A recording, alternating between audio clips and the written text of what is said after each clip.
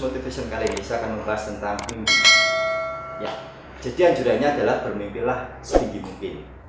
Bermimpilah yang mustahil. Jangan takut jatuh dan sakit selama Anda membawa parasut.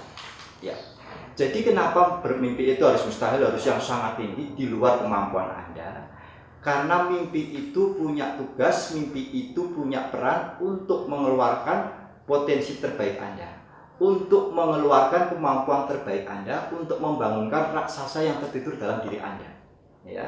Jadi orang kalau mimpinya itu kecil, dia tidak akan berupaya berjuang dengan kesungguhan yang besar. Kalau mimpinya kecil, biasanya banyak terjadi penundaan. Oleh karena itu, mimpi itu harus sangat besar di luar kemampuan kita saat ini. Dan jangan pernah membatasi impian kita menjadi kecil karena mengukur dengan kemampuan kita saat ini. Apa kemampuan keuangan yang masih minim, kemampuan pendidikan yang masih rendah, kemampuan relasi yang masih terbatas, sehingga nggak berani mimpi tinggi. Karena mengukurnya kemampuan kita saat ini. Nah, nanti kita tidak akan pernah berkembang, tidak akan pernah maju, tidak akan pernah sukses yang lebih tinggi lagi. Kenapa? Karena level impiannya ditentukan oleh kecilnya kemampuan sekarang. Kita harus balik. Justru kemampuan kita yang sekarang kecil ini, apa kemampuan finansial, relasi pendidikan dan sebagainya, itu harus kita tingkatkan lebih tinggi, harus kita besarkan dengan cara apa? Mencanangkan impian yang tinggi, membuat mimpi yang besar. Nah, sehingga akan apa? Kita akan mengembangkan kemampuan kita, skill kita, yang relasi kita.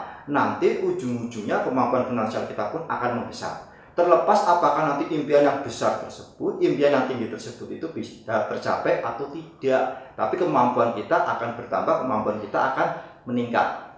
Nah, sekarang yang kedua, pertanyaannya, bagaimana mimpi yang besar tadi, mimpi yang tinggi tadi bisa kita capai, bisa kita wujudkan? Saya balik tanya kepada Anda, bagaimana cara Anda memasukkan buah yang gede ke dalam perut Anda yang kecil? Anda bingung, ya? Gajah segede itu 1 ton dimasukkan ke dalam wadah yang sangat kecil perut Anda. Nah, caranya sederhana.